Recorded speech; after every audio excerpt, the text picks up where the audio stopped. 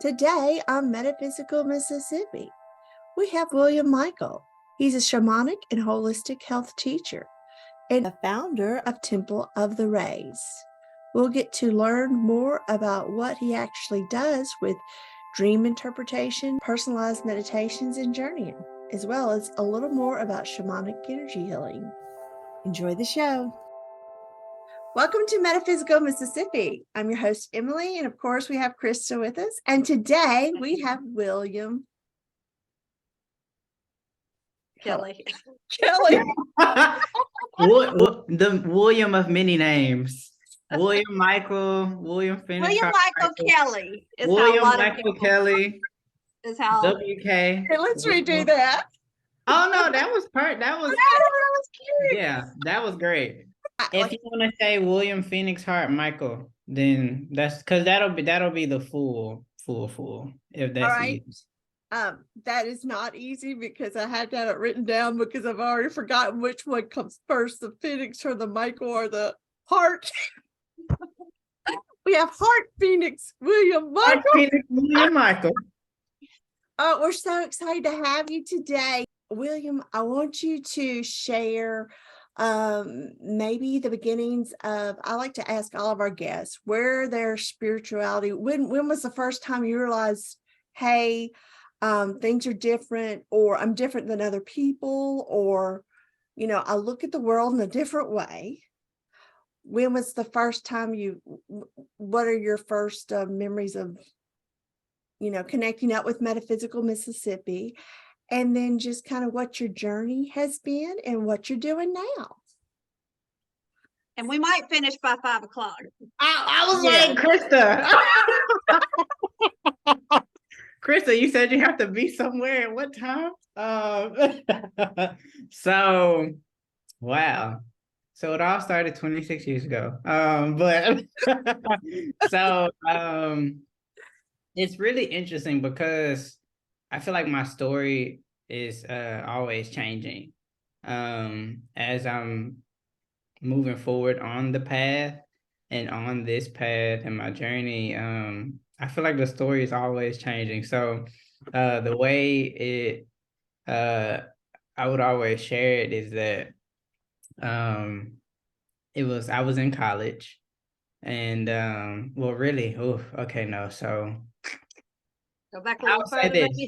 I'll start here. I have memories from childhood of feeling different, experiencing different things. I wasn't the person that was seeing spirits growing up, so that's not part of my story, but I will say that an older spirit was always present. There was always a sense of knowing and realizing certain things. And it's really funny because like in the past 2 years of my journey, my mom, she shared with me like, yeah, I remember you being a kid, because like she knows now, and it's all just regular now, you know what I mean? It's common. This is just an everyday thing. So at some point, I think while they were probably visiting out here, or while I was visiting back home, which is in Houston, Texas, she said, yeah, I remember you being a kid and just saying things out of nowhere, like that nobody ever mentioned or like brought up. And so that was just really funny because she said she said that one time her and I guess some of my like older cousins and or uncles, I think it would have been my cousins, which were her cousins as well. They came back from doing something, and I was like, I kind of called them out on it, basically. You told on them? Yes, I was in grown folks' business, and so she said she would just like look at me like, what? Like, how did you know that? Where did this come from? So I find that throughout the years, since about 2018, 2017, 2018, I would say that that's when I became conscious enough to start following it more, or I would say that that's when, because prior to that, I started following it, following the intuition, following things that were happening, because you start having these experiences and these moments, these like shifts in yourself, and you're like, all right, that was something about that wasn't normal. You know what I mean? Something about that was weird. So eventually I got to the point where I wanted to follow it. And I would always make these jokes in like high school and stuff like that about reading people's minds, and big fan of Jean Grey and the X-Men and just Charles Xavier. And so looking back, it would have been telepathy, right? But there was always, especially around my senior year in high school, that's when it really started to take off, to where the jokes were not becoming as jokey. And yeah, I was like, okay, something is actually going on here. You're an X-Man. So it got to the You start point of, taking yourself seriously, huh? right, exactly. Yeah. So it gets to the point around 2017, 2018 that the what a lot of us would classify as the spiritual awakening happens. And that happened, and it was very So you, intense for me. so you grew up in Houston? Is that where Yes, you, that's where you in the grew up? in the heat and And hood of Houston. yeah. And so then what brought you to the Jackson area? Um, I obviously was graduating high school. And so I was coming to study journalism and multimedia journalism, communications. And a friend of mine, a close friend of mine, who ended up graduating from one of our rival schools in Baton Rouge, he recommended JSU because he knew that I was he said I was, he said I was good with like writing and communication and journalism and photography and all of that. And I was doing it around that time with the school and stuff. And I looked into it. I don't know if I had applied yet, but I had at least looked into the school. And then no more than 2 weeks later, the Houston alumni chapter announced over the intercom that they were hosting like a trip out there. And I was like, that's really weird. Yeah, one of those weird things. Because I had never remembered ever hearing about this school before that. You know what I mean? So I feel like he was definitely one of those divine like messengers, whether he realizes it or not, for me, because that's how I got here. That's how I found out about the school. I would not have known about the school had he not mentioned it, because I was looking into like Texas A&M and other schools like that to study veterinary science. So I came out here for the trip, and I don't know what happened. I fell in love. Like, it just felt different out here. And I was like, yeah, no, this is it. This is the place to be. And You I didn't know came. about the water yet. I know. I didn't know about the water at all. I didn't know about anything. Nobody tells you. So I came out here and I fell in love, and it went downhill from there in a good way. It rolled. I would just say that. You know how the snow it boo, boo, boo. Yeah. Yeah. That type of downhill, not the bad downhill. Snowball. Yeah. Yeah. It snowballed, yeah. Right. Yeah. So yeah, that was I would say that's the gist of it. It was one of those again, one of those mystical type of experiences where I didn't know why, but it felt right. Something in me just agreed with what was going on, even though I didn't have, all I had was financial aid, like, from FAFSA or whatever. So I'm an out-of-state student going to college. I'm leaving home. No preparation Don't really. know nobody. Don't know anybody at all. Not enough to survive, I guess, but enough to I had the fun taken care of. because we would always we had like group chats and stuff like that for people that were coming in. So and then we had orientation at some point during the summer, so we got to come again. And that was really great. But yeah, I didn't really have the money for school until another mystical experience once I had got out here. So yeah, that's pretty much that. So did you end up, are you still in school or have you already graduated? I'm sorry. No, that's okay. So actually I'm an employee now at the university. Oh, Um wonderful. What was your major? Was it? multimedia journalism. It was. Oh, Yeah.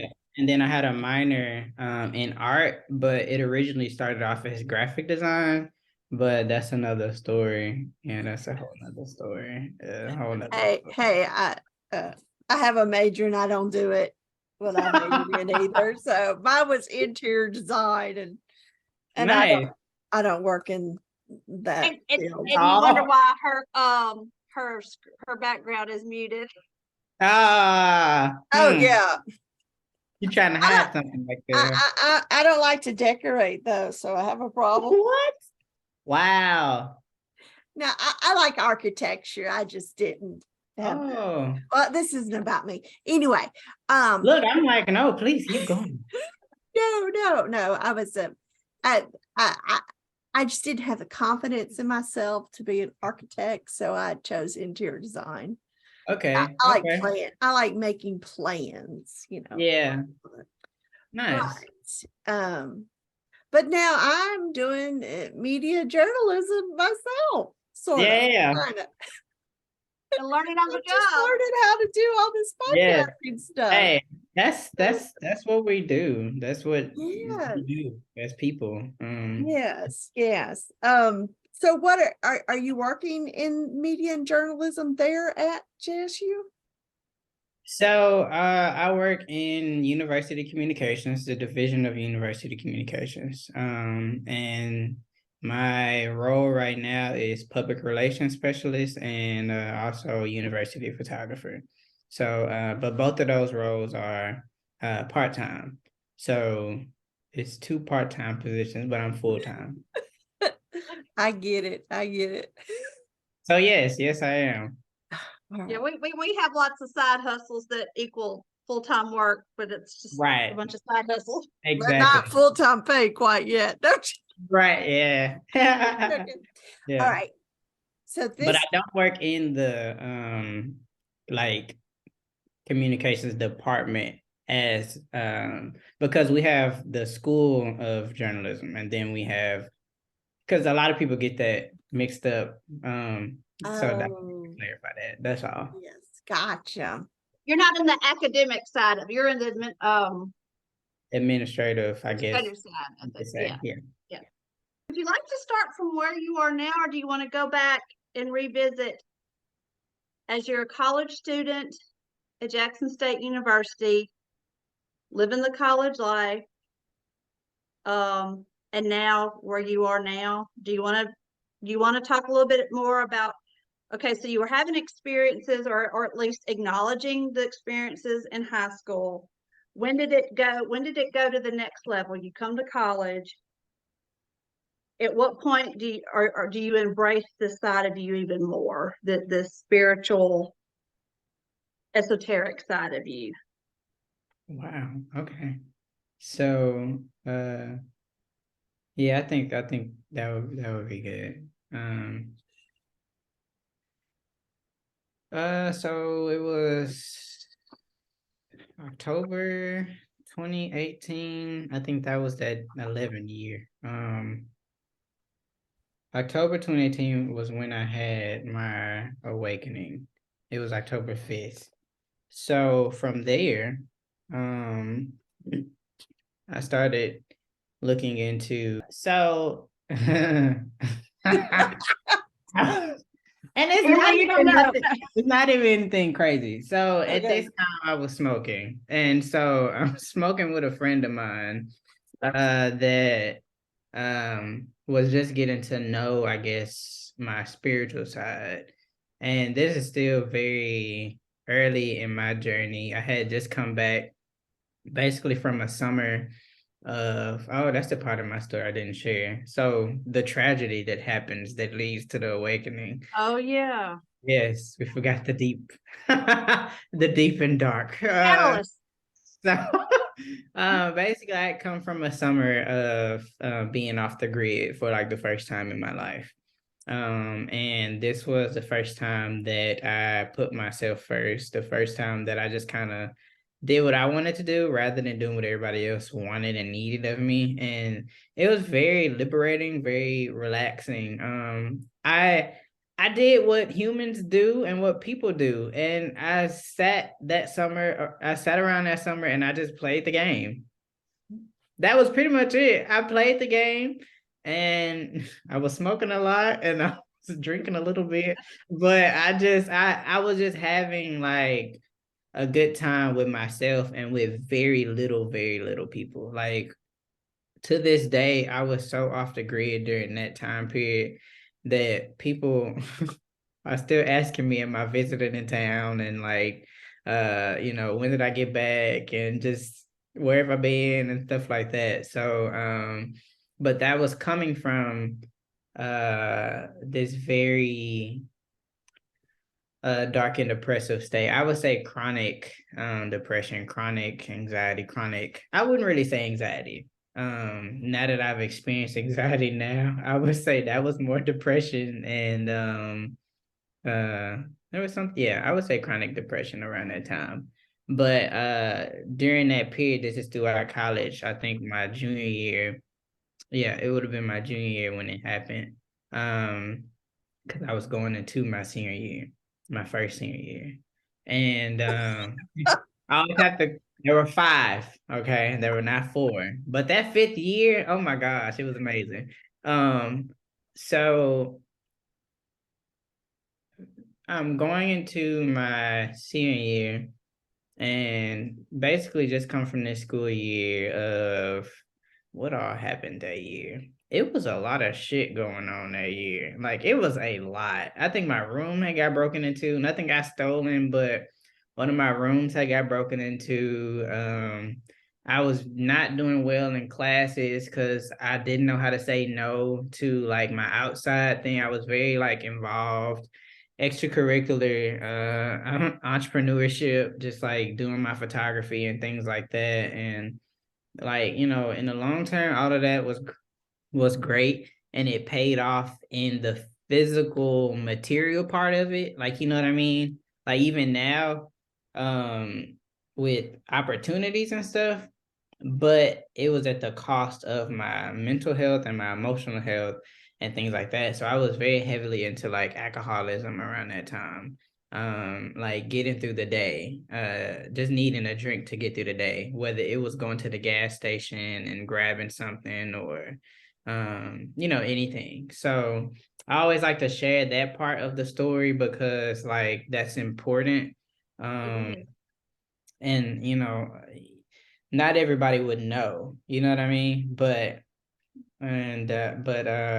yeah, that was going on and I got to the point where uh what happened first? I either had a breakdown in, in one of my math classes at the time, because I was in like remedial math at the time too, because in high school I didn't do what I needed to do. So, well, actually, I can tell you the exact school year that it was like fourth or fifth grade. I was not paying attention in class, and that was when everything that you needed moved like for everything, what was coming in the coming years. I said you picked the worst year to stop paying attention. So yeah, that was I always remember that. Cause I was like, well, you've fucked up. But yeah. So yeah, that happened, had a breakdown in class and started changing, started wanting to change. And then that's when I took that summer off. I stopped working. I stopped doing everything, like I said. And I was literally living off of dollar menu from Taco Bell and hot and ready's when I could. But it was like it was the best summer of my life because it was the first time that I would say I was practicing some very deep detachment, and it was great.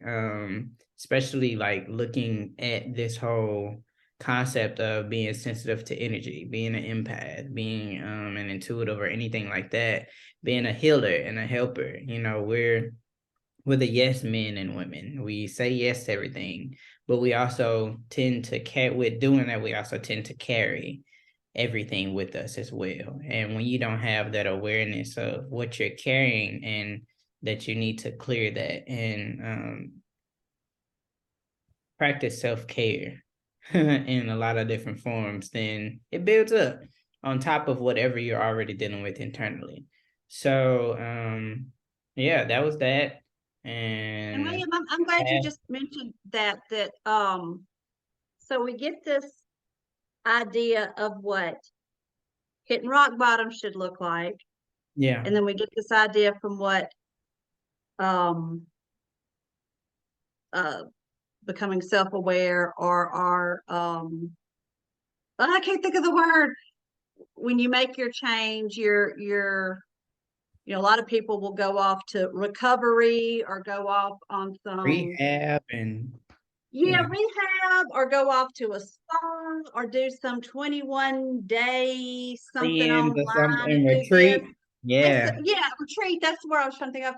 And all those are valid and good, but that's, we see that in the media, and there's a lot of other, like, it can look different for everyone. yeah. Everyone's rock bottom can look different. Everyone's traumas are different. It was at least the details of the third dimensional details of their trauma, and Yeah, everyone's healing and recovery can look different. So yeah, one person would say, okay, he sat and played video games all summer and drank and smoked and ate junk food. That doesn't sound very healthy and healing, spiritually. right? But you know what?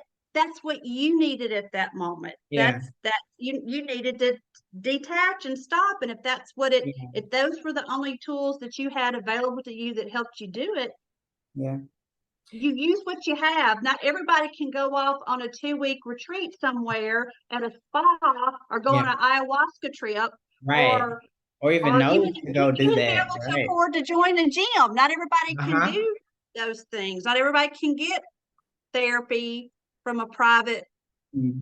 Not everybody is psychologist. ready to. Like, Not everybody's, sometimes we're not ready. Sometimes we don't know. Most of the times we just don't know. You know what I mean? But then I yeah. have noticed a lot of times throughout this journey, especially when I was more heavily in my practitioner side of the work, like not everybody can afford what they need to. They have to work with what they have. And I would say I'm glad that you brought that up, because I did forget to mention the aspect of it that would have been classified as more spiritual, right? But uh-oh. But yeah, I'll so tell you, but I was gonna say the best thing I did for me, in the spiritual community, sometimes being on pharmaceutical medications or antidepressants is kind of a little like frowned taboo. on sometimes, but I had like a 5-year period where I was on antidepressants and anxiety Mm, medication. I'm not now, but that was the best thing I could do, because I needed to just turn everything off for a little while. yes. And that's I And then I got to where I wanted to feel like myself again, and I weaned myself back off. And then I started incorporating other modalities and practices to help with my mental health. But at that time, that's what was available to me, yeah, and it saved my emotional mental life. yeah. That's perfect, like, segue into the now. But before we go on to now, because I forget, that. Yeah, I'm sorry. Go ahead. No, no, not saying that for you to try to apologize. It's for me. Like, but so I would say around that time I needed to connect with my humanity. Whether I realized it or not. I needed Those to lower chakras, the exactly, the yes. the I mm-hmm. had to that entire summer, you can definitely say it was heavy on the root, but it was also heavy on the throat because I was doing the part that was healing and therapeutic for me, aside from sitting around and doing nothing after living a life of being the oldest, of being the responsible one, of being the one taking care of things and running around. Like I have a lot of ooh, that was Texan. I have a lot of fire in my chart, and I have a lot of things in my spiritual makeup and design that are just quick, fast, and instant. And then, so that's my life until I had learned how to slow down and be balanced. So that was my first time practicing slowing down and being introduced to that other side of existence. And I had friends that were with me at that time that were there to listen to me. While most people were just hearing what I was saying, I had people during that summer that listened to me and they responded as if they were listening. And that's what I needed more than anything. So it was more than the games, it was more than the TV. Those are great aspects of it, but I really think that it was communicating and talking. It was releasing all those things, all those traumas that I had never spoke about, or that people were able or had the capacity to even listen to. And that was also the same summer that I bought crystals and started saging and meditating more heavily, and looking into all of what is now.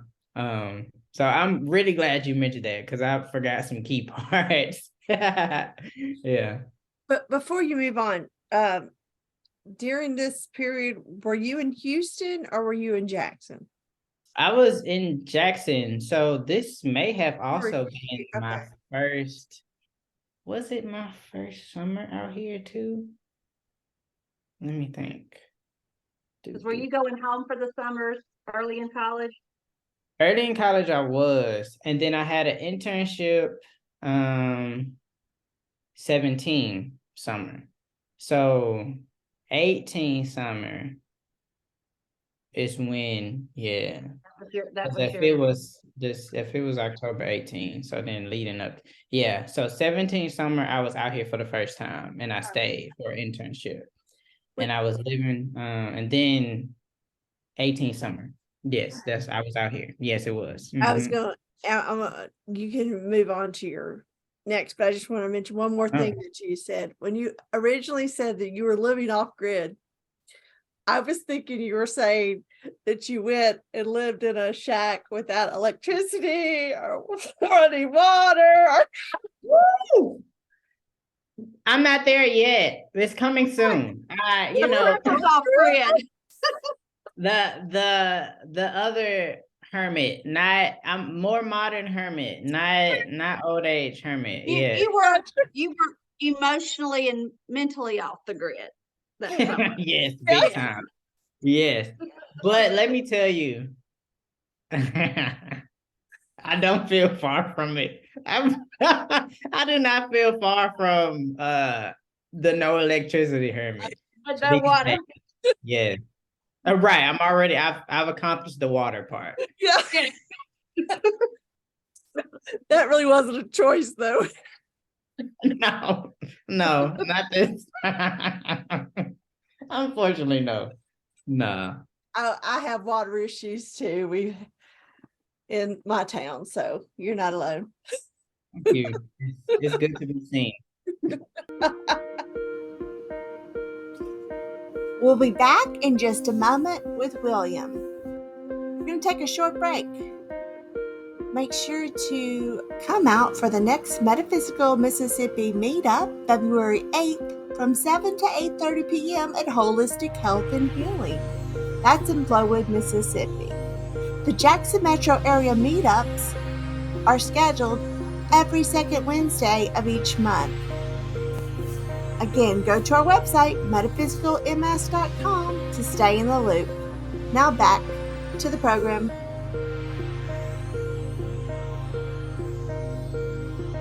Got through that summer, Yeah. and then So when did you I was about to say come somebody across please ask another question. metaphysics? Okay, so you had that summer, you were maybe dabbling a little bit, more aware. When would you say you were aware of your giftings? So you were aware of your giftings before that summer, but did your perception of those giftings change after that summer? Is that when you kind of had a shift in how you viewed what your giftings were? I'm gonna ask them questions, William. No, these are great. Y'all are amazing. So I would say the weirdest part, We add it if we have to. Need to. right.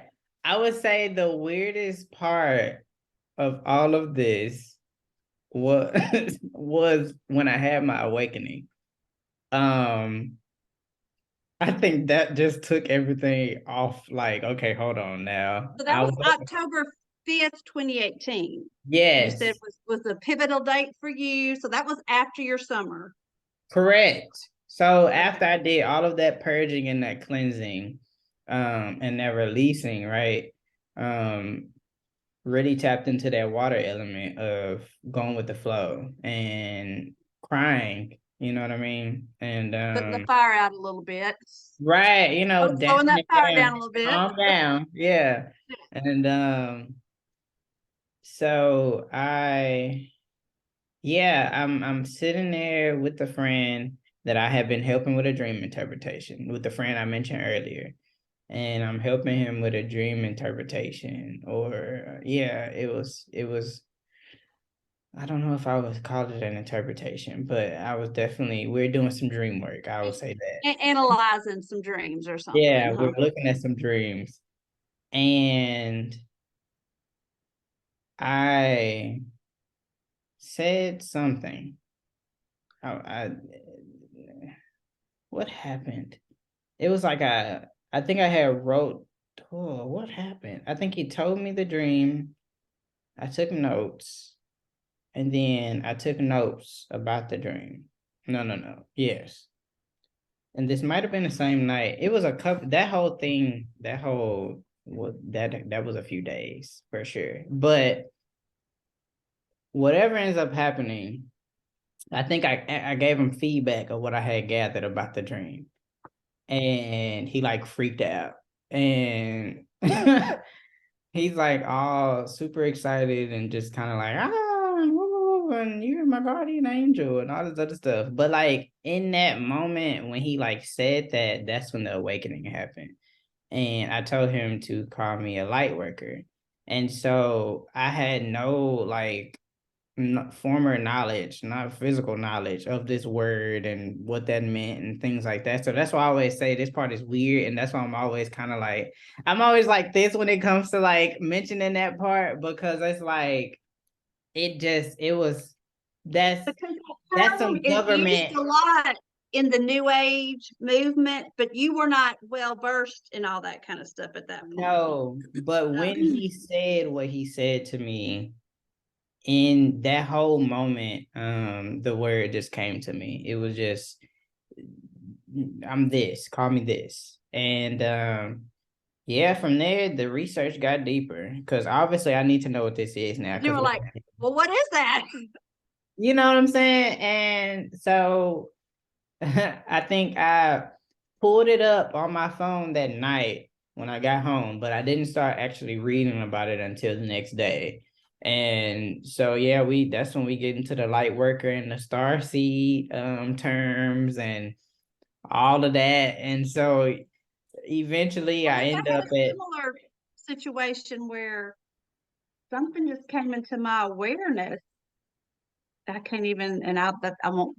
That's another podcast, but it was like something came into my awareness, and I was like, oh, okay, well, what is that? Like it was something not that I saw on TV or like Mhm. it popped in my head, and then I'm like, oh, what is that? So you go and Google, Right. and you're like, Right. Yeah. This is a real thing. Yeah. and it's just it got hot in here.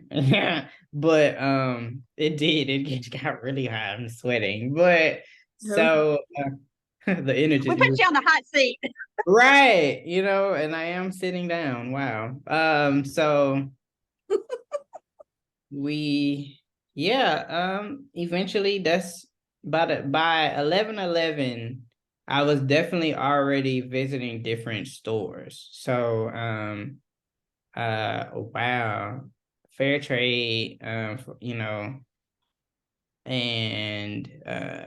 but this time they were on the State Street location at Yeah, the gnome house, the hermit house, yeah, the little, yeah, what they called it like the hermit the house or Hobbit house. Hobbit house. Thank you. Hobbit I house. was like, it's not hermit, but there's an Oh, H. Yeah. yeah, it was a cute little building. Yeah. Right. Oh my gosh, I love that. I love that location. And so then they told me about Soul Synergy, and then where we go from there. So And then you and I met there, and yes, the story starts at that moment. So this rabbit hole that we always speak of. Yeah. I Yep. love that. So did you so have you ever done dream interpretation stuff before, or was that kind of a new like? So what would happen? Um Typically with that, I think what was happening around that time and leading up to that is that I would always have these moments where my spirit would come through, right? And in a conversation or something, typically at a party or like just in a conversation with a friend or a person that ended up needing it, right? But it was always these moments. You're just having a conversation with somebody, but then something shines through, some word of wisdom, something.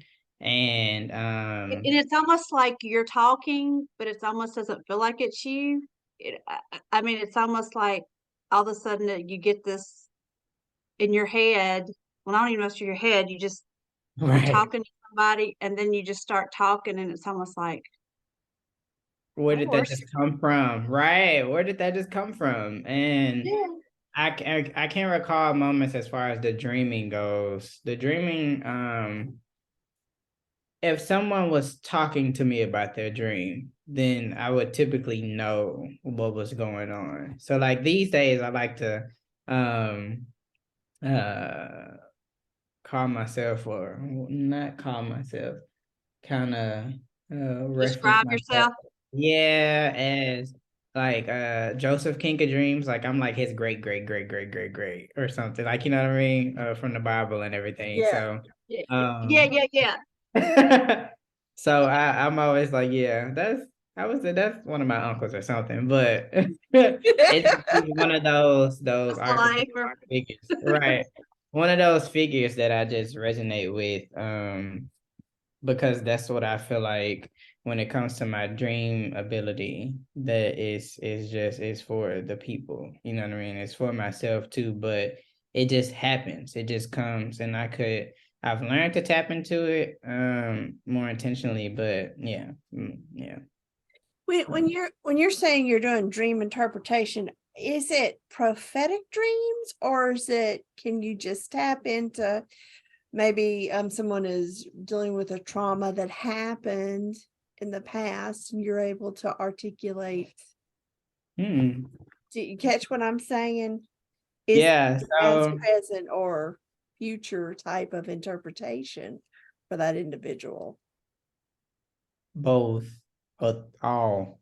or more So is it healing or healing work? It's part of their healing. so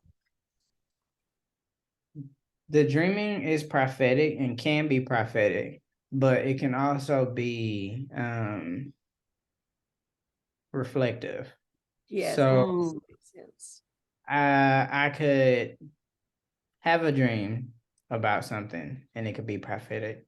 Or if someone is sharing a dream with me about if somebody is sharing a dream, then I could typically identify the different symbols and the meanings behind it and what's going on. And okay, so have you been feeling like this lately? And then, okay, has this happened? And then what's your relationship and connection to this person? Or this is what's been going on, basically. And yeah. Let me ask you this. So like if you have someone, okay, so a couple of things I used to dream about a lot. I don't have these kind of recurring dreams anymore, but I used to years ago. Some of my recurring dreams would be snakes were a common, and it wasn't necessarily that I feared them, like it wasn't necessarily a fearful dream, but just snakes would be in my dream. Airplanes that crashed. I've had so many airplane crash dreams, my teeth falling out, and of course when Google became a thing, because believe it or not, there was a day when we didn't have Google, and then one day we did. You grew Yes. up with, you know, so when Google came, of course I had fun looking up all that stuff. That I don't really Yes. have those anymore. But my question was going to be, so for you, symbols like that, like a snake or forgetting showing up at class for a final exam and realize you haven't been to class all semester. I used to have those kind of dreams, or you go to class in your pajamas or naked because those kind of anxiety. Sure. Yeah. Yeah. So, but when you're those kind of symbolisms for you, it's not so, is it that each of those things means something all the time, or is it just depend on the person or even the dream? Like my dream about a snake, I could talk to you one day and the snake could be one thing, but 3 months later, if I talk to you about another dream, the snake could mean something else. In other words, do you have is how do you look at symbols within a dream? Is that So there could be like this dictionary, right? This internal dictionary, but it's dependent and situational, but it's also a constant as well. So the snake could always mean something, right? The same thing, but it would depend on the context of the dream and just I have to take myself out of it completely because it's dependent on what's happening spiritually and what's happening, what's going on. So a person could, as I'm reading or listening to a dream, I'm getting the flashes. I'm seeing it as well, and I'm experiencing it usually as I'm reading and listening to it. But then also what will happen is that the information will start coming through at the same time. But if there's something that I would like more clarity on, like if there feels like there's more there, like if I don't feel done or complete with it, then that's when I start asking more just regular questions of, okay, how did you feel during this part of the dream? Or what color was the snake? what color was the snake? No, seriously. Cause I've had a client a few years ago that was dreaming about like different colored reptiles and things like that. And it is amazing where these things could go. Because it's so just it's the person and whatever is happening within their soul. You know what I mean? And I could, I guess, go that route of, okay, well, snakes, balloons, cars, and accidents. Boom, here we are. This is this right here. You know what I mean? But I think that it's good to have a guide for yourself, like as you're experiencing or interpreting, taking note of what these things have meant over time, what the possibilities are, how it can look over time, and being okay with, I feel like this is something that we talk a lot about, but being okay with the change and being okay with it looking differently at some point, you know? Don't get so stuck on that, oh, a snake means this. Well, you may be interpreting a dream for someone and there's a snake in there and you intuitively know, well, in this dream, the snake means this, not This, what yeah. it's always been. And do you interpret Oh, Emma, go ahead. I was going to ask you. You've Go been. on, you go on, because I'm Um, gonna ask me, bring I us was up. going to say. She over there writing. I'm scared. She been writing away, writing away. I take notes because I have to write a When blog you, post for it. I'm going to say read dreams instead of when you read someone's dream or read your dreams.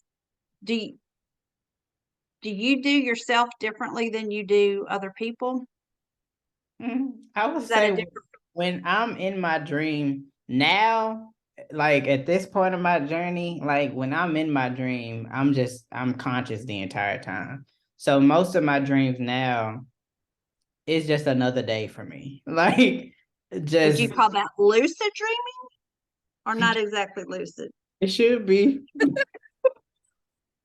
It definitely It's not because you let it go where it's good. You don't try to control the dream, do you?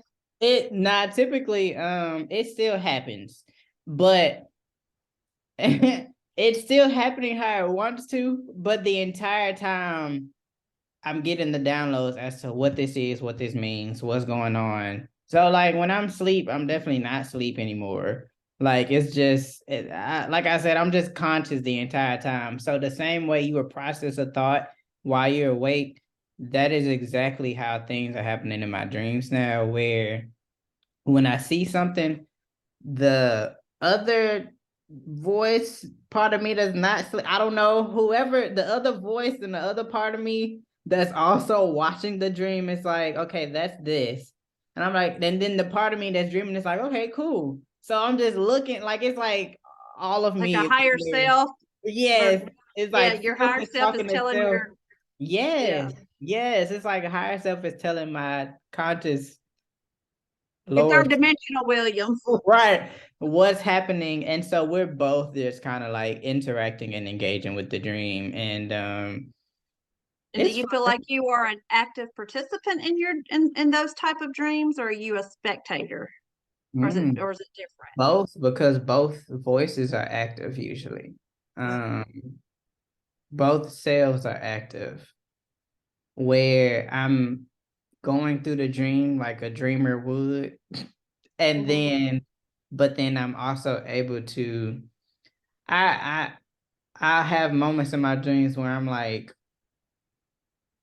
now why the hell is this happening? Like, you know what I mean? Like, why would you do that? Like, you know what I mean? So it's like being in another world, but you're Because you are. aware. Right, you know? Yeah. Definitely being in another world. Very movie TV show like. Yeah. Yeah. Oh, all right. So now I'm going to ask you about something you mentioned at the very beginning about being telepathic. Uh-oh. Does that also, are you able to see someone's dream because of, are you telepathic? Didn't you say you Ah! kinda- She got me. Didn't he Hey, say it? wait. Didn't he say No, he was? no, yeah, no, you're right. No, I you mean, got you know, that you can kind of like, they're saying it, but you also, because you can kind of, if you're telepathic, then you can kind of link into what's going on in their head as they're retelling you the dream. yeah, girl, you are on it. Oh Right. my. So So what am I thinking? No, just joking. What color am I thinking? what? Oh my gosh. I'm Instantly, just everybody. kidding. No, I Right. know. But it's funny because that's where everybody people that's the joke. That's the joke. And I was like, well, now that you know, well, now that you ask, I have no idea. But Yeah. yeah, I would say, and I tell my students this a lot. I would say my telepathy is the most active, and I would say that's my gift more than probably anything. I think that my telepathy is what connects me to all of my other gifts, because I would say without my telepathy, I wouldn't know as much. Because like let's look at the concept of telepathy on like TV shows and stuff like that. Most of the time it's just reading somebody's mind. You know what I mean? Sometimes the next level of that is going into somebody's mind and experiencing that, being an active um figure or like person in that person's mind.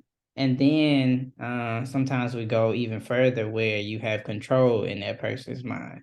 But with my telepathy, I feel like it goes in that center part where I'm able to actively enter in a way, but then also link.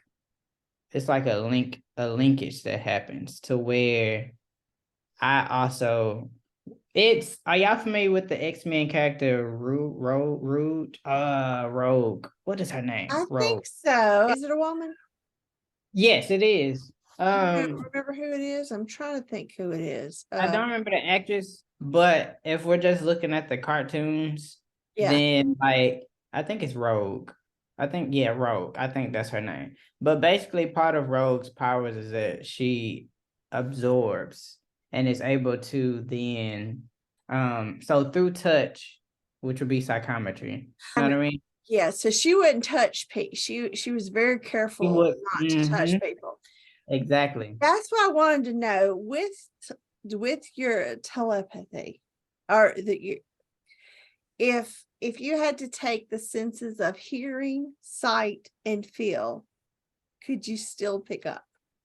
If those were muted, or in other words, Do I rely on one of the other to yeah, like I Ooh, could wow. The five tell, senses. like, I could look at Krista, and if she has a frown on her face, and I know a Right, little bit of background, I know what possibly could be going through her head because of her right, expressions. I know if she's huffing and puffing, you know what I mean? right. So that's what I was just wondering. Do you think Oh my. your I love these questions. oh, I can get them. Okay. You But didn't know you were for this. what does it take your sense, all of your senses to tap into something, Oh, or is it My purely goodness. brain to brain, or just a knowing. Right. Oh wow. So I this phase of my life, I am where I am right now because it is and isn't connected to all the other senses. Uh, And so sometimes there can be an overload of being perceptive of everything that's happening around you while also trying to process what's happening in yourself. Um, because at all times, all five or six of the senses are active, and sometimes there are moments where just a few are active, right? And you're processing through that way. But the physical and the spiritual, what eventually happens is that they become one and that they become so closely yeah, linked and bonded to each other that as you're processing through one, you're automatically and naturally processing through the other. So like in the early stages of my journey, it was noticing like, okay, it happens when I'm looking at people. When I'm looking at somebody, or that's when it'll start processing. yes, Or when I'm hearing something, like I said with the dreams, it's just hearing it and then it processes. Or I'm reading it and it processes. So it would kind of change depending on, I guess, right. what was needing to be developed at the time or what was best for the moment or what. But and as I'm becoming familiar with it, but then eventually touch became really big. And so I would like stray away from like touching people. Like Ooh, I have a question. I have a question. Oh, go yeah. ahead. So, did the heightened sensitivity or ability through touch, did that correlate with when you studied Reiki? Do you think that had any bearing on it, or was that just two different? Just I would there's say no right or wrong answer. that there's is definitely a big possibility because my psychometry, I would say that elevated in the past few years. So my Reiki, that would have been 19. Definitely 20 by 2021, 2021 was like the year for me where it was Heightened. I think 2021 was when everything was heightened for me. 2022 was me being completely the fuck over it. Like, so it's like 2022 was like, okay, it's still going up. How the fuck am I supposed to function? Like, you know what I mean? Like, Yeah. at some Yeah. point, I'm just about to stay in the house and hide. You know what I mean? But you want to shake hands, you want to hug people, you want to touch objects. You know what I'm saying? And not feel overloaded by what's happening with the Mhm. history of that object or who else touched it and what they were thinking and how they felt. And like that whole Walmart thing where it's like you walk into the store and suddenly, I don't think I have enough money for this, or I don't think that this, and why am I getting this? Or, oh, I just want this because of that. You know what I mean? So I would absolutely say that Reiki and a combination of very entering and deepening all of those different practices absolutely play a big contributor into what is happening on the spiritual and simultaneously like the physical level too, for sure. Well, do But you but think, go ahead, Emily. I was like, do you think the pandemic kind of helped though you to the pandemic where everybody kind of isolated? Did it kind of help you though to have a good excuse to isolate during those times where you didn't want to? You I catch what think I'm saying? I hadn't gotten there yet. So Oh, being gotcha. in isolation, that would have been 2020. Oh, and you weren't, There okay, yet. I gotcha. wasn't there yet. So that's really interesting too, though, because I think that is a concept that I've explored of, okay, and I was living with a person. So one of my friends was living here with me throughout quarantine. So I wasn't completely alone. Quarantine was great. I had a great time. It was fun. Again, that was one of those moments where I was like, oh my gosh, I can finish. I've never been able to finish shows growing up because like I was just always that Yeah. active and busy. You know what I mean? So that was one of those. These past few years, I have been doing so much human things. It's amazing. And like just watching show, I know what the end of a show looks like now. And I'm like, wow, it's kind of underwhelming, but it's also really like fun. Like, wow. And tighten a little bow and send it on its way. Right, you know. So I would say sometimes I wonder if being away from everybody, because I remember that period when we came out where we were all like, back up. You know what I mean? Not even wanting to speak to a person because it's like germs. So waving to somebody, you know, just all of that. But I eventually realized that what ended up happening to us as a planet is that we developed anxiety around being social and we developed an anxiety around being around people. So we Oh, went from being open, even if you weren't the open type, right? We went from being open to suddenly, without consciously realizing it, but eventually we all did because we would all have these conversations. We eventually realized after about 2 or 3 months, I would say 3 months in of returning out of quarantine, we were like, yeah, I've changed. I'm different. I'm not the same. We all started realizing how much we had changed. And it was really disappointing and it was heartbreaking because the tides had turned. We had all shifted.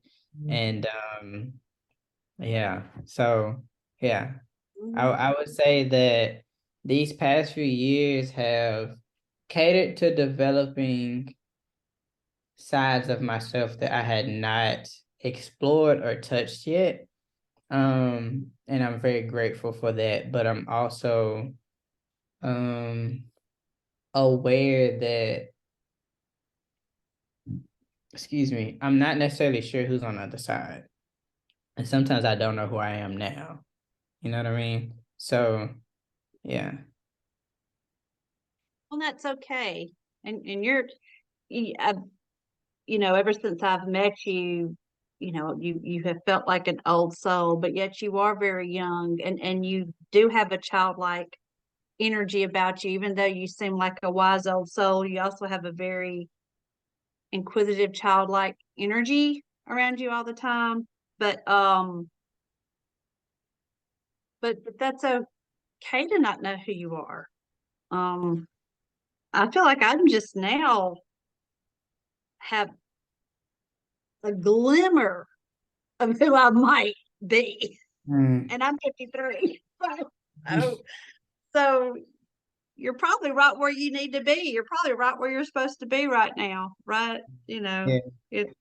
it's because I feel like, I mean, this is just from someone on the outside looking in. And actually, I'm trying to remember when you and I met. I mean, we probably don't know the exact date because you were working at Soul Synergy and I was in and out, and I'd be there a lot, and then I'd go months where I didn't come in a whole lot. But I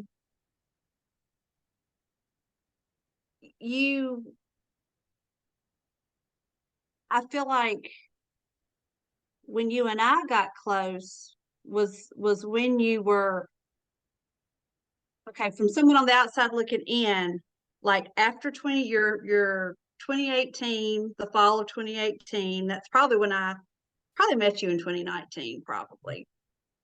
It felt like you were moving really fast. Yes. Like 2019, you were moving fast. Yeah. It's like Even though you had that slowdown, you slowed your life down in the summer of 2018. Yeah. But then 2019, spiritually, it seemed like you like, phew. Mm-hmm. Then when you and I got close, you kind of stepped back for a little while. Yeah. Yeah. What was that year? That would have been so 2019. I would say I did, if I looking back, I stuffed everything into 2019 without realizing it. Oh, you took all the classes, you read all the books, Yeah. 2019. You had all the crystals. Right. And so 2020 is when it started slowing down. And now it's just completely just, now in 2022 it's just still. It's at a stalemate, you could say now. But that's where it's kind of like working out. Assimilating? Well, I was going to say, you're probably in a phase of assimilation of everything too. And so when you work out, I used to go to the gym a lot, but anyway, yeah, the muscle isn't built when you're lifting the weight. It's the recovery. It's the rest between the workout is where the true growth happens. So I would think that if you feel like you're kind of at a stalemate or still right now, it's because, okay, in the winter time, that seed is under the ground, just waiting for the sun to come back out, for the temperatures to warm up, for the spring rains to come, and then it blooms again. But the winter is just as important as the spring and the summer. Correct. Yeah. So I feel like maybe you needed to slow down a little bit, because like when I first met you, you were like, bam, bam, bam. Goodness great. Oh my gosh. Everybody was like, how are you doing all of this? What, you got so many necklaces around your neck. Your back not hurting? Is your neck is doing okay? You know, and but maybe that's exactly, and that was exactly how it was supposed to be then, because you were, like you said, you had that fire sign. That's how you rolled. I mean, that was your element. Yeah. of that's how you did things. And then so now you're in that time of and we did come here to have a human experience, and though we would love to be in those upper chakras and love to just always be Right. I'm gonna cut in here for just a second. Okay. Because y'all are talking, remember, I'm not metaphysical, so y'all are talking a different language for me. Okay, so when you're talking about chakras and all that kind of stuff, bring us back down to earth, Emily. yeah. Please. Okay. To the common man. So you're going through an awakening. You didn't grow up. with all this terminology, all this metaphysical stuff like chakra, flames or whatever, I'm just looking over embodiment of this and that and all that. You didn't have all that growing up, right? Mm-mm. Okay. Y'all didn't talk about But that at the dinner table, right? This is something so in 2019 or 2017 or whatever, you started reading and I probably got the dates all wrong. That's but you okay. started absorbing all of these different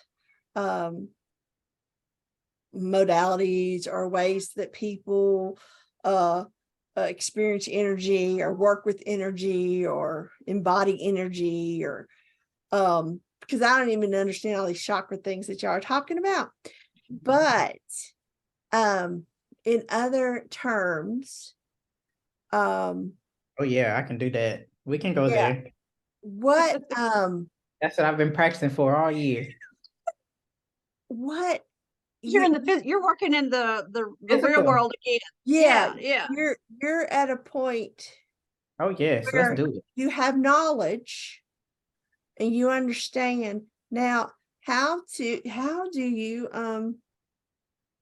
and you have to be around the 3D. I'm Yes. Oh still learning yeah. what all that means, Take but it there. you know, Keep going. you're you're in 3D. Yeah, Ooh, how do you uh I'm anxious. I know Please I'm trying to figure out what I'm trying to What's the say, question? but I'm trying to get it out. Take your time getting it out, but I'm ready. okay. Well, yeah, how do you live it out in the 3D? How do Wait. you Look, live it you out? finally said it, then I'm Everything that you're doing, like wow. So, oh, yeah. I mean, uh sorry. No. When you first jumped into all these, because Emily, y'all referenced this in a past podcast with our other sister, how there was one point in my journey where it's all I talked about. I was just all, Reiki this, yoga this, chakras this, and just all up in it. And it's easy to get lost in your spiritual path or this new awakening and then disconnect from the everyday life. You ready, William? Yes. Go. Oh, yes. So, Go. I think this is the perfect way to close it all out. Not like quite literally, but like, yes. You're But gonna tie like, that bow on it. this is like the perfect, and I didn't know how we were going to get to the present, right? But everything that led up to where I am now was to absolutely prepare and help me with functioning. Ooh, wow. Because, oh my. All right. Sorry. No. So it's just so many different things to say, but they're going to be said. We're going to take a short break and we'll be back with William in just a moment. Make sure to check out our website, metaphysicalms.com. Coming soon, we will be launching more ways to get involved and setting up a patron membership. Also, to stay in the loop, make sure to subscribe to get email updates from our website. Go to the homepage and scroll down to the bottom and sign up by email. Now back to the show.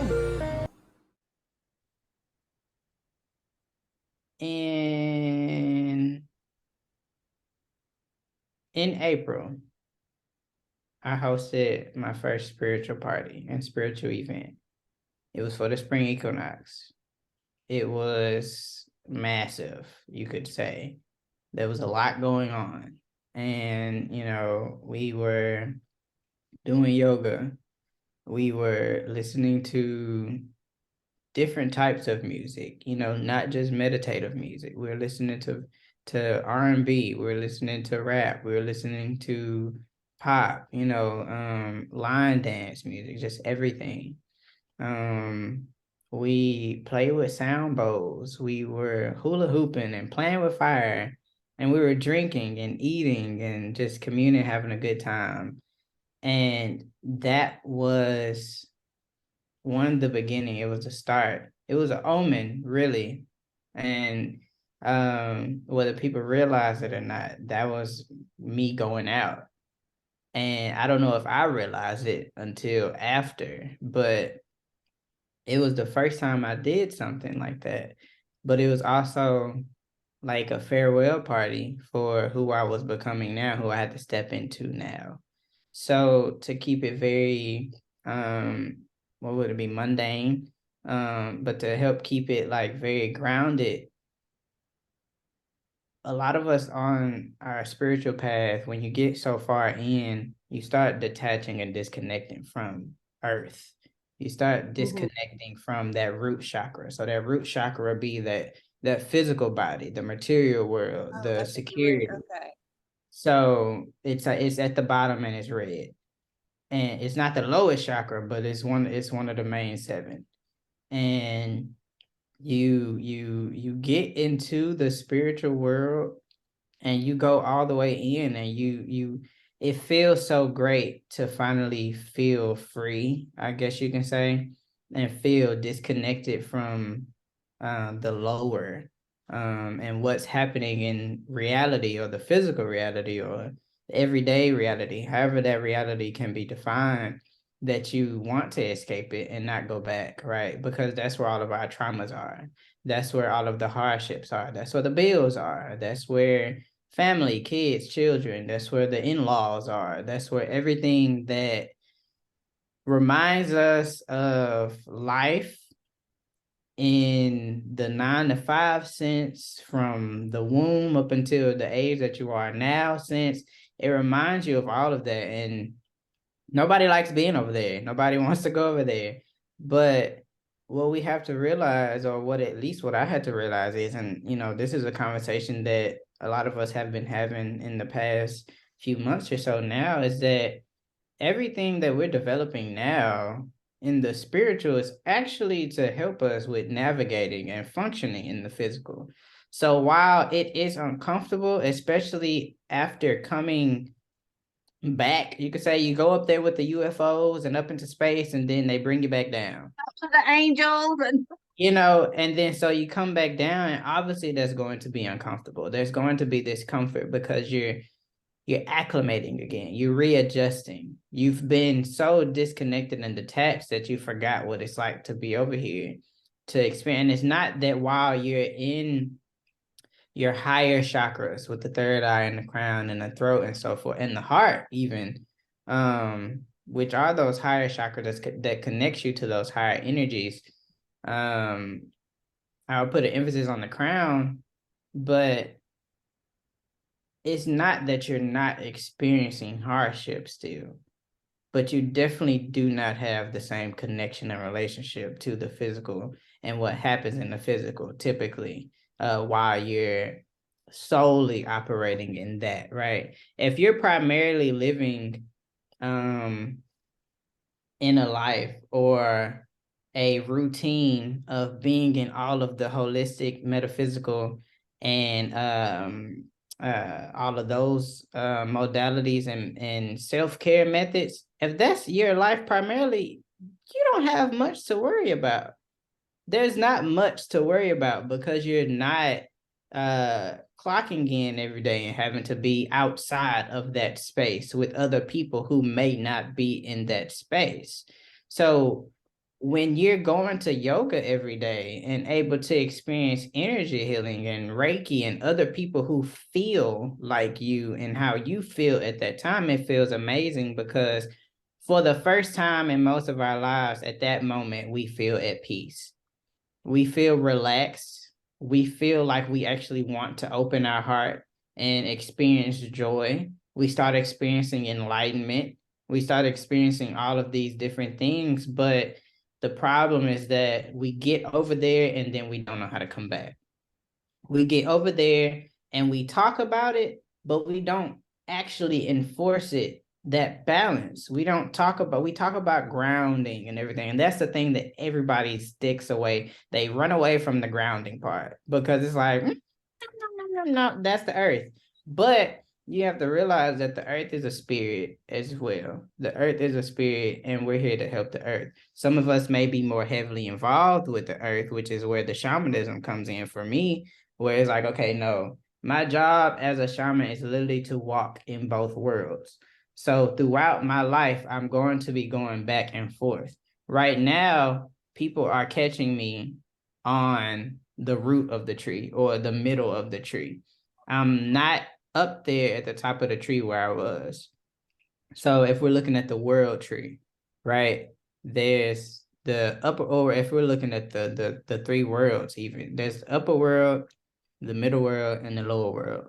The upper world is where the spirits are, the highest angels, galactics, all of those different higher, different elementals, things like that. The middle world is Earth. It's the everyday life, but there are still spirits there. That's probably, I would say that's where more common mediumship is, which is with connecting to past loved ones and things like that. Typically, they're probably still in that area. Lower world, that's when we get into the elemental spirits or fairies, spirit animals, things like that. So it sounds dark to most people, but it's actually not. The lower world is actually my favorite place to be. If I could always pick a spot to be, it's gonna be down there. And that's because it looks it's a mystical and magical looking place, right? But it still feels like Earth. Think of those kind of like fantasy shows and things like that. Yeah. That's how the lower world looks to me and to, I would say, probably most people. But we typically, you get on this journey and you just try to navigate, operate in those two. And most people probably wouldn't even go in the lower world, if I'm being completely honest, because that's also where the shadow work is, which connects us back to the middle world, because you go outside of the middle world to grow and to journey into yourself, into what's happening, right? So you go to therapy or things like that. Or, I would say that would be the more physical aspect of it. But you go through these different therapies and modalities because you're trying to get back to yourself so that you can be prepared for the outside world, right? You're bringing different things, and all of us experience what we experience to help the next person. We experience what we experience for ourselves to grow, right? For us to evolve as a person.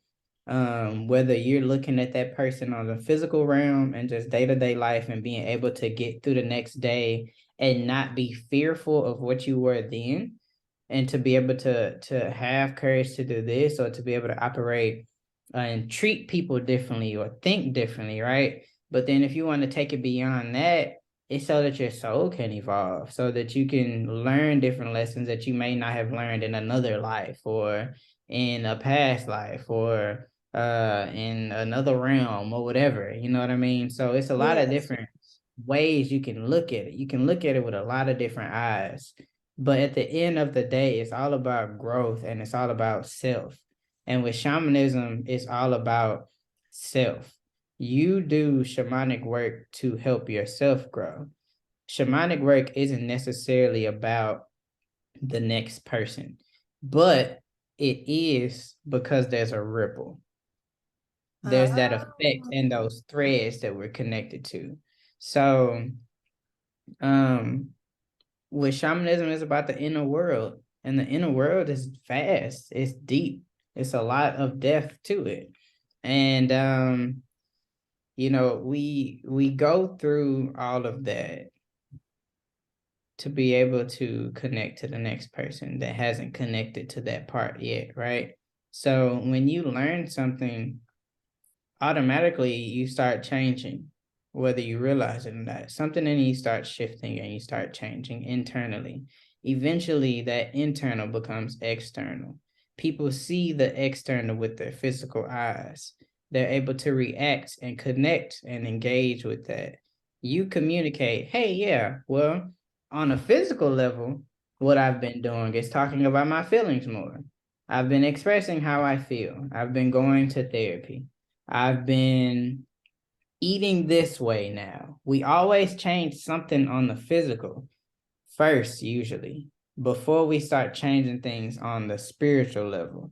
So when we start touching and tapping into the unseen, usually that's after we've already been touching and tapping into the seen and what we see on a day-to-day life. So I wasn't getting Reiki done and doing Reiki before I started talking about how I felt. You know what I'm saying? There are always steps and like levels to our practice. But what happens on that spiral, and I don't know if we get stuck right here, we kind of the wheel starts to like get jammed a bit.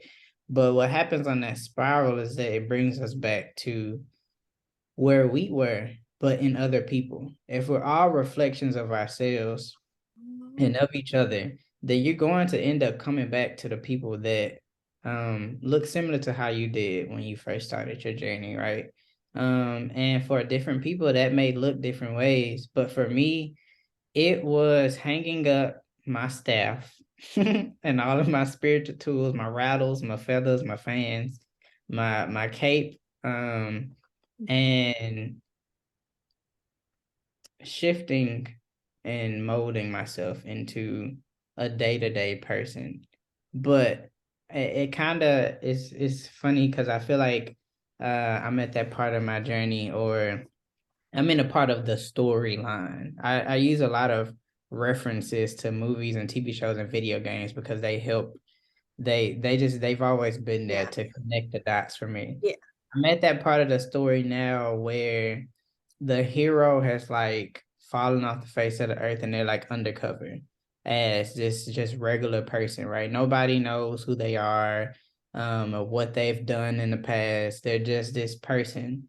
But the entire time, typically it's funny because in that part of the story, I would say it probably came after some tragedy. Once again, you go into this hermit after this tragedy happens, and you hang up. You remember The Incredibles?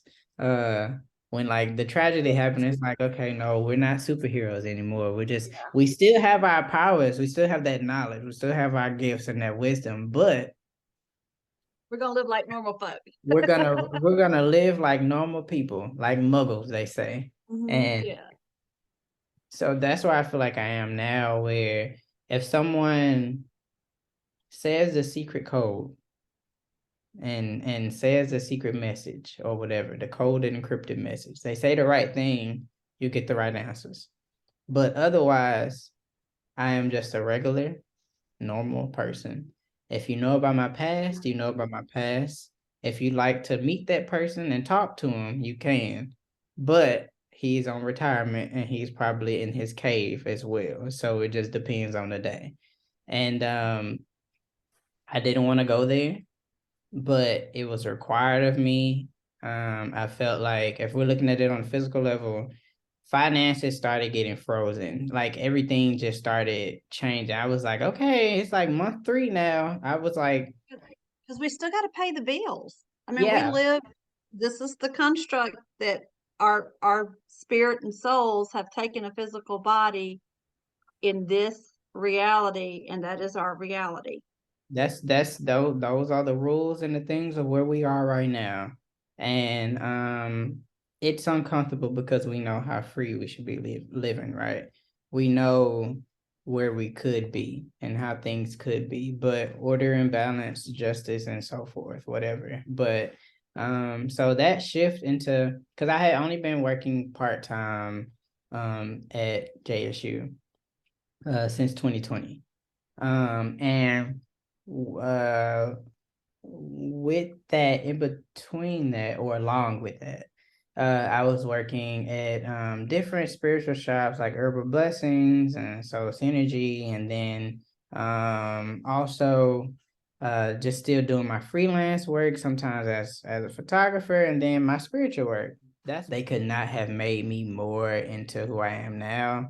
Like I feel like everything that happened in 2020 was like you cannot tell me that it wasn't destined to be, honestly. Because because it just unlocked so much about myself. I grew up so much after 2020.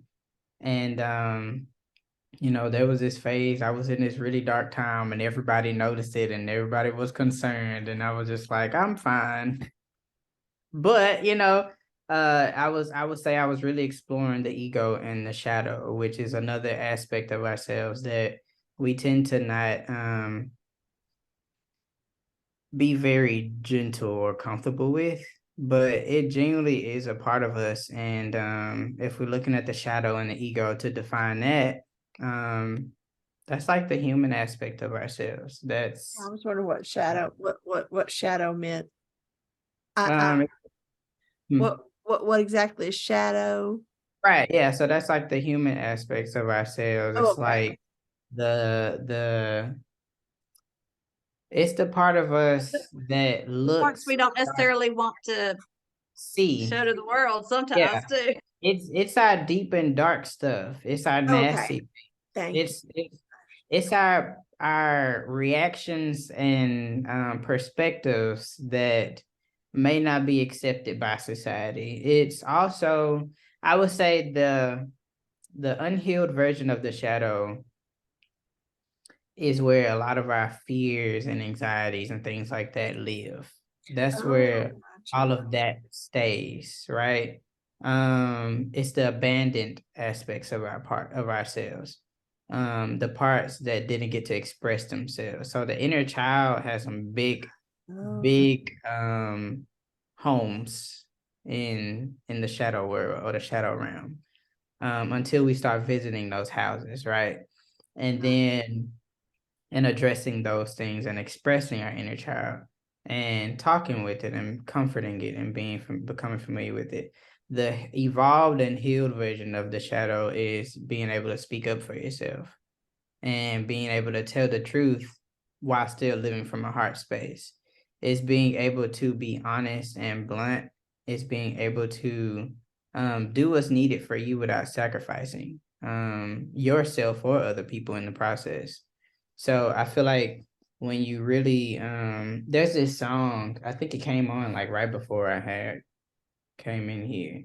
But there's this line in there where they say the enlightenment, and I got this from Jennifer Malik, and yeah, it was Jennifer Malik. It was when we went to Sweetwater Lodge, Yeah. their retreat. Um, it's called Grandmother Sphere by Oh, I know that song. Yes, that's a yeah. great. They say there's this line in I think it was that song, but they say there's this line in there where they say that enlightenment, basically, you didn't. No, I don't think that's what they said about enlightenment. But what they said in the song is that he didn't like separate from his ego. They became like best friends, basically. Yeah, yeah, And yeah, I was like, yes, that's it. Like you don't. A lot of times we talk about killing the ego and detaching from it and getting rid of it, but it's really like meeting it, getting to know it, learning it, having a few coffee dates, you know, going out for dinner, things like that, having a movie night. And then, you know, y'all start this really nice, deep relationship and bond, and you start dating or whatever. And y'all become brothers, sisters, best friends, whatever. But what ends up happening is that you become one and that wholeness. So that duality becomes a wholeness. yeah. And you're able to function how you need to function. So yeah, to come back to that, yeah, coming. I was used to operating in this spiritual space in a certain level of freedom and a certain level of comfortability because honestly the spiritual is just where that's just where I'm comfortable at. But I genuinely feel like this time around, I was supposed to take the different route. I had an option in those 3 months where I was experiencing stasis. I had two options. I would say three. The third one gonna sound kind of dark, but don't take it that way. It was staying over in the spiritual and eventually probably turning into dust or something. I don't know. But it was like trying to continue that spiritual route of being up there and doing this work and doing it for other people and so forth. And everything that entailed. Let me see if I can add more information to that. But I would say probably one of the outcomes of that was becoming one of those off the grid hermits that we talked about earlier. And I think I went that route already. You know what I mean? I think I've done it. Yeah. Too many, like, this soul is old for a reason. I think I'm always on that side of the world. If we're looking at other lives, right? And then I had another route, which was exploring my photography and my media and my journalism, because part of what happened when I detached and disconnected back in 2018 was that I dropped that aspect of my life because journalism and communications was heavy stuff. Like I was in like news reporting more, and part of the news reporting was covering things that was tragic sometimes. You know, one of the most devastating things I reported on was when Kingston Frazier was murdered. That the little boy that was like 4 years old, I think. And so I attended his funeral and, you know, talking to, you know, going to court and just stuff like that and seeing things that made me text a lot of my advisors and teachers like, okay, what the hell is this? Is this what this Yes. period is about? You know, and you know, so I disconnected from that. And that was a part of myself that has been around since I was a baby. You know, I literally have found baby pictures of me holding cameras and toy cameras and things like that. So it was always there, even though I didn't know. But if I look at everything that was documented throughout my childhood, it was there. And you know, I always loved writing and everything. And I feel like that's my physical practitioner work. Being a writer, being a communication specialist, and all whatever however that looks for me at whatever phase of my life I'm gonna be at. Writing, interviewing, telling stories, and then taking the pictures and telling the story that way. And I had to reconnect to that because I needed to one, realize it, but there were people that I needed to serve on that side that were not going to be accessible with me being primarily in my shamanic work. You know, I had to bring the shamanism to journalism and media and metaphysics. You know what I'm saying? So it had to, in order for it to be merged, I had to cross the bridge. And in order to cross the bridge, I had to fix the bridge first. And in order to fix the bridge, I had to realize there were pieces and parts that were missing. And I had to go salvage those parts. And then I had to bring them back up and figure out where they go. How do I want it to look this time? And then when you actually get it fixed, are you going to cross it? So that second path was becoming a full-time employee in the physical world, which I had not done before because I was used to working either part-time or for myself or both. So, you know, I had not yet lived what I had always seen and heard about with other people, but I could feel how I was going to be impacted by it and how I was going to feel about it, and I didn't like it. I did not like what I was seeing. I didn't like what I was experiencing, but I felt like I had no choice. That third option was leaving completely. And I said, I don't know, we did a lot of work, you know what I'm saying? And it wasn't dark to me because I didn't look at it that way, but it would have been leaving. I would have transitioned We right on all over here. we all have that option. Right. We have free will. Mm-hmm. Exactly. I said all you gotta do is have the conversation and go to sleep. Yeah. I And mean, you out. you know what? And it's our right. It is. It is a right Oh yeah. that we have when it's time. But like you were wise to say, yeah, but I don't want to do it before it's time. Right. You know. Yeah. Okay. No, ma'am. I'm trying to make this the last time. Do you hear me? But I want to go I around this mountain again. right, I knew that even if I didn't want to accept it and go through everything that because I started full time in August.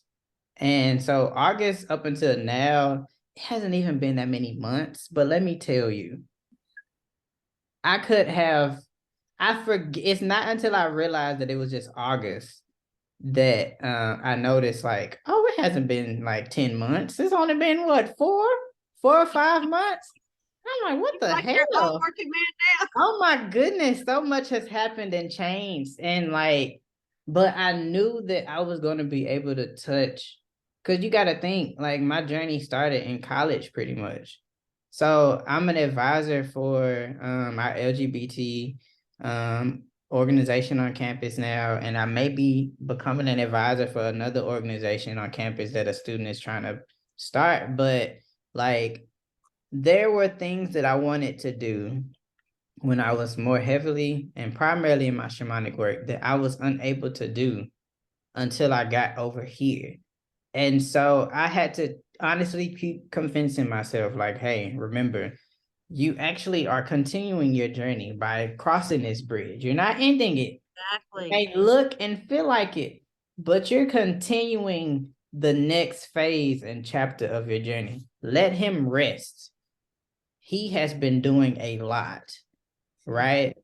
And he deserves to rest. Come over here and actually experience and realize what it's like to be in your body, to live a material life and that's not filled with greed, right?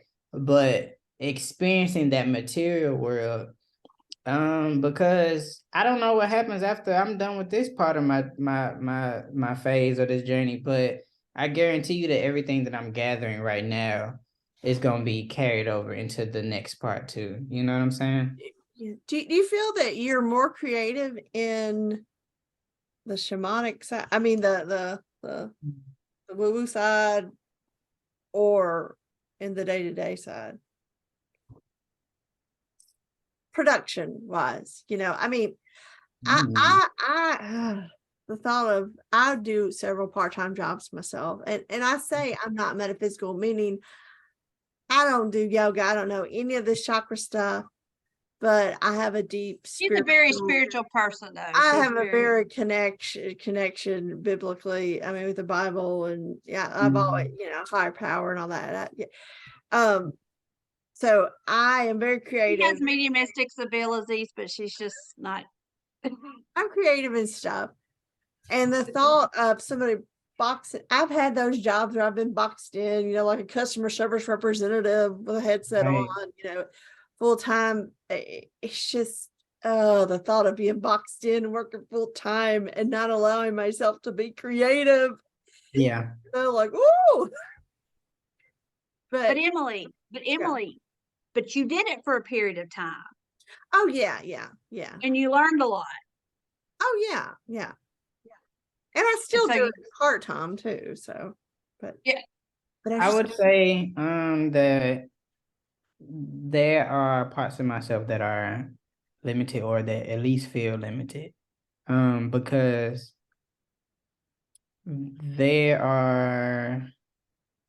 I feel like I don't have access to certain things that I did when I was in this work more full time, right?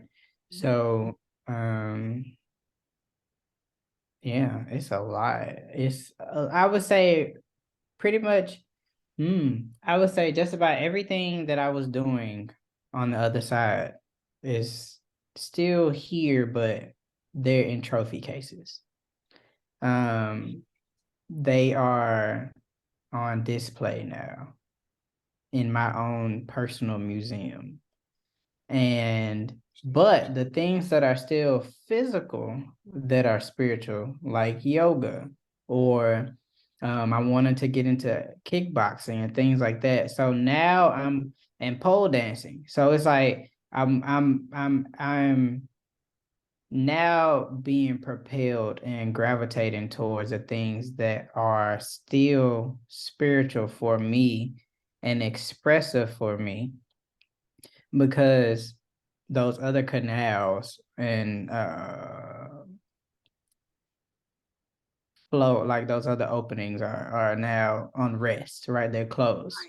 Right. So there are things now that I'm wanting to invest in and that I'm investing in and that I'm needing to invest in order to continue my expression and my creativity in those ways now. So the ways I was expressing myself before, because now that I think about it, I haven't really painted something in a long time. Like there was, because I would do every whenever it would happen, there would be this spiritual painting now that I would do to help commemorate wherever I was on my journey, whatever realization had happened, and put it into art, right? But now, I try to go to Jack's Inn. If they're having a paint and sip, it's like, Yes. okay, that's your since you're not doing it at home, this is also an opportunity to be with community, which you don't do as much of now. So it's really looking at all of those other options because they're there. We always have options, but what fits in your puzzle, what fits in your keyholes at that time, right? So I'm learning what fits and I know what doesn't, and I'm figuring out what does. And I know I can't rush it. Like I really feel like this is a very methodical earth element Taurus type of energy of taking your time, moving slow, and enjoying the view and the five senses along the way. You know what I mean? And Yes. yeah, if we want to take it to numerology, that's part of my numerology. One of the numbers in my chart is about literally the five senses and like that type of experience. So again, just taking advantage of exploring that and saying, really buckling down and like sitting myself down and saying, shut kind of quiet down. Just calm down. Y'all know what I wanted to say. STFU and just deal Yes, with it. but You know what I you mean? can say it. You can say it. Just shut the It's fuck up and deal with it. Yes, shut the fuck up, sit the fuck down, calm the fuck down. That's Cause you get spoiled. You get spoiled and you right. don't want to do it and you just that's uncomfortable. No ma'am, we're not doing that. Mhm. So yeah, that's something there Emily are and ways that I I'll just say this gotta real say, quick. Emily and our sis, my other sister, even before we really acknowledged this spiritual path we're on, we've always been aware of the phases and stages in life. We go through different seasons, and so embrace this time. You're that part of yourself that was dealing with the higher realms that's now sitting on the trophy shelf. Mm, Doesn't mean it's not going to come back around. right. It's just not that season right now. Correct. And I think that he had to get adjusted first because you don't come in straight off of a high and full throttle into full time work. There was definitely okay, I'm gonna hang this up for a while because I don't need to come in here with that. I'll have some of you can be here. Some of those crystals and so forth can sit here, but I don't.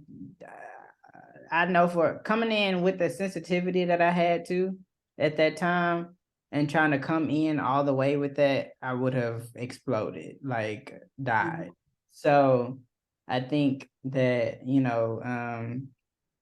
lately I've become more like myself, I guess you could say again. So it's like, okay, I was like, oh, okay. I'm starting to feel certain things now again, and like, but it's kind of have to close some of that stuff off for a while, and I can't touch y'all right now. I miss you, I love you, but I can't bring the rattle up in here right now. So can't bring the rattle. So I think that there are parts of myself that are able to be creative in ways that I wasn't before. And then there are also it was a payoff. It was a what's the word? Exchange. Exchange. Yeah, it was, there was definitely an exchange. It was a trade-off in a way of okay, this for that. So the areas that I wasn't able to be creative in over here, I'm able to be creative in now over here, Yeah. and vice versa. So while sometimes I miss it, I'm honestly just grateful that I'm able to be right here in the present. The present is something that I've really been practicing, especially when you typically live a life of being in the future. And being in the unseen is nice, just practicing being in the present and kind of not thinking about what's happening and what's coming and um what Well, I think we sometimes when we are hitting new aspects or levels or stages of our spiritual growth, or maybe that first time you have that spiritual awakening, the the desire for it is to escape our humanness. Mm, Like we're wanting to like escape our humanness by embracing this new, and we don't want to deal with all that. We just want to go be enlightened. yeah. But really, I feel like this is what I feel today is the whole point of our enlightenment and our spiritual ascension is really to know ourselves more and to embody the human, like instead of us trying to go up there, we should be trying to bring it down here, Mm, like we're on to escape and go up there, but no. yeah. And we need to be in the swamp, in the fields, in the um wait, what's that word? I can't think of there's a saying, but in the trenches. Yeah. Yeah. That what good are we sitting up on the tree, just Uh-uh. looking down, saying, "Oh, I feel the sun in the I feel air." amazing. The Yeah. birds, No, bring it down into rainbow. the trenches. We Yeah. gotta be in the trenches. There's this term in Buddhism, and Bodhisattva. Um, Mm. I think that's how you say it, but it's essentially a person that could ascend but chooses not to because they know basically they're bringing that energy down instead of leaving, right?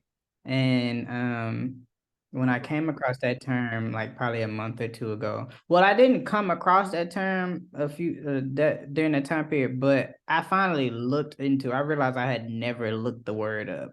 Always would see it and everything, but um it So many really things we see, but we don't see till it's time to see. exactly. And when I finally connected with it, I'm good for crying. But when I finally connected with it, I cried twice before just 10 minutes as we were transitioning into the video. I said, Lord, okay, all right. See, I So think I was late. right. Well, see, I needed to I wanted to meditate before I hopped on and that meditation just yeah. I reflected on some of the questions and I was like, oh my, that's the answer you would give. But uh it really just made me I'm very generous and grateful for this because it made me sit with some parts of myself by reflecting on where I started and then where I am now, where it's been lately, where it's going at some point, you know what I mean? And just like a reminder that you're in the right place at the right time and that, even though it feels different and it's unknown and all of that, that doesn't mean that it's wrong or that it's not right. I think that literally everything that happens, whether we are intentional and conscious about it or not, it's gonna always be timed divinely, always. Because like thinking about those moments before we had the awareness, right? Things were still happening. There were still synchronicities. There were still timely things happening and unfolding. And you did nothing consciously to get there, but you arrived. So nothing changes once you become equipped with this awareness and start developing your spiritual gifts and deepening your spirituality, however that may look, and just becoming more connected to yourself and the unseen and the inner and internal and external and the higher worlds and the higher powers and the lower worlds and the lower powers and just all of that, and just really becoming accepting and acknowledging all that is, and which is shamanism, but now is really working right. Is, you know, shamanism is working with all the world, all the realms and all the worlds. A shaman is a person that travels between both worlds, but part of it is you connect with the spiritual in order to bring it to the physical. It's not about leaving for your own good. It's actually about getting the knowledge and the energy to heal the tribe, to heal the community. Because the shamans of old days, they would go into those states in order to see what was needed for the tribe, to see what was needed for the camp to heal, or to find that herb that we needed to survive and to go through that. So a modern day shaman is still doing the same thing. It's just people may or may not know that you're working. You know what I'm saying? It's an unseen job. It's an unseen role. You know, it's not. I'm actually really enjoying being the hidden shaman right now. You know, the cloaked and hooded shaman. It's doing a lot of work behind the scenes, and What I would say right now is what you're doing at this moment is the most important work you've done up till now. wow, that just hit me. And I'm your elder, so Uh-huh. I'm gonna listen to you.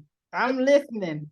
of course Let's that see. could be true for anybody, because if we're in the moment, it's all about this moment.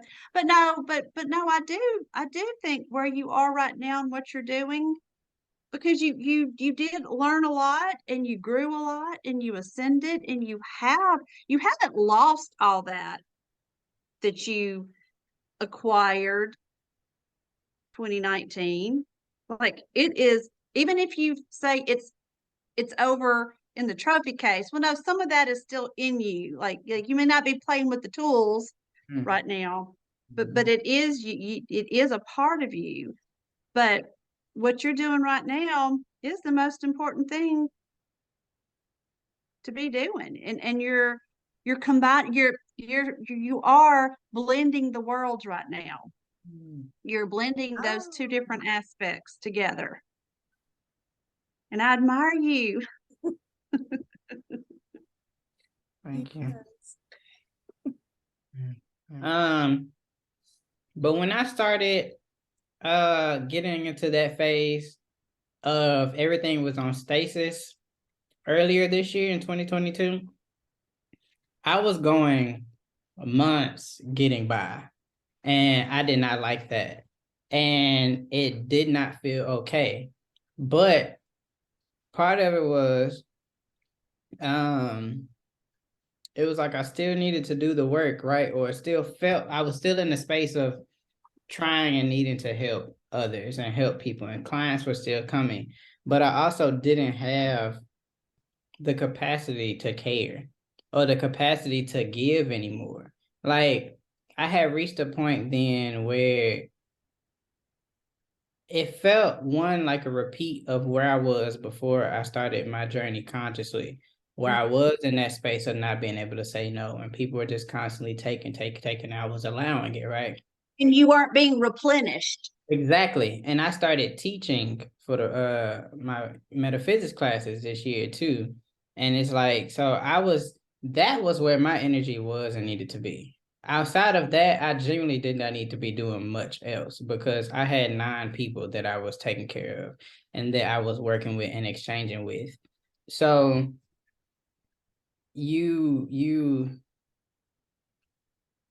what ended up happening was that I still needed things to get done around the house. I still needed to eat. I still needed to be able to do this, to do that. But if that part of my life is frozen, and then I'm also not wanting to take care of it, but then it's also opportunities to keep giving, even if it's not, because, like, let's say you just so happen to be that you're in a season where, or a phase where a lot of your clients are unable to pay, or a lot of the people that are coming to you and that you're being sent to and towards are unable to pay, or need to pay later, or need a delay. What does that do for you in the now, aside from you did your part, right? Now you have to wait for the physical part to come back to you. But what happens when that goes past the due date of your bill, or when it's going on for months, or it goes for months, people are unable to pay, and so forth. So you get tired and you get drained and you get exhausted at some point, because not because necessarily people aren't able to pay, but because there's nothing else coming in to take care of this other thing that's hovering over you. But let's say you have jobs or resources and whatever that's taking care of, this is taken care of. Oh, I can do anything over here. Y'all let me know. We can do dream interpretations all day. We can do ceremonies and rituals all day. We can go do shamanic journeying and throw parties and stuff all day. You know, Or all of one week in a month. right, you know what I mean? And it's like, but I realize that if there's no placeholder taking care of what is material and physical, then like the spiritual eventually just it runs out. Like, you know what I mean? There's nothing else that I can do. And I didn't like that I was starting to develop a mindset of, well, I need the money. You know what I mean? I just want to thank you for coming on here. I know we have spent a couple of hours and taking up your afternoon, and I know that you're on break because you have two part-time jobs that are a full-time job for you right now. So I know that you're so busy, and we've touched on the Temple of the Rays website that you have.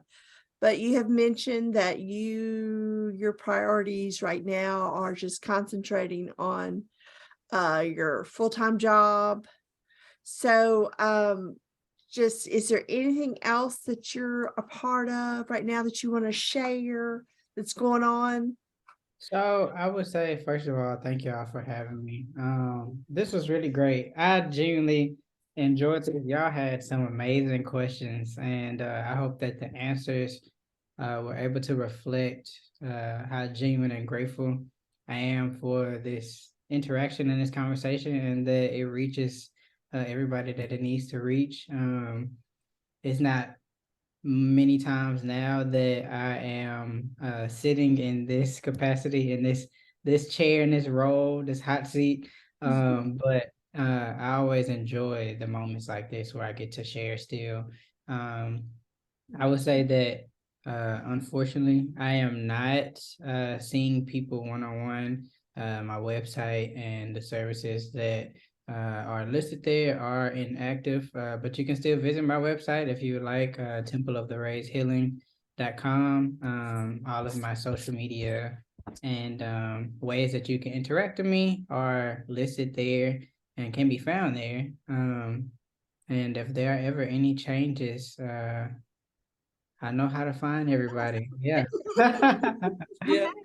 We'll get it out for sure. But I look forward to talking with everybody and getting this out there when it does. And So if people want to occasionally see you in person, rub shoulders with you, you occasionally come to the Metaphysical yeah. Mississippi meetups I and the I'm the not Reiki complete. shares for the Mississippi Right. Reiki Association. So you're still like in I'm the out there. community. You can Yeah. find me. You can find me in my cloak and my hood when I come out the cave. My dark You're not spot, a total flame lit hermit. cave. Right. I'm not 100% hermit, just about 98. So on occasion, I like to come out to the Reiki shares, and then the metaphysical meetups, and then any other events and opportunities that holistic health and healing may be offering. But I'm You know what always we did not open mention? to what's You know that? what else we forgot to mention? You and I are What? both part of the Holistic Hearts Collaborative. Yep, So that's another avenue and outlet. Holistic Hearts Collaborative. When we're hosting events, I'm part of the board of directors for Flower and Lotus Meditation. So there are definitely ways that you can still interact and exchange with me, just on a regular, not day-to-day basis. But yeah, those are just some of the ways. But otherwise, I know if we're destined to meet and see each other, we will definitely cross paths when that time is come. Yes, yes. Thank you so much, William. This was It was great meeting you. It was nice meeting you too. This is great. Bye bye. Okay. bye.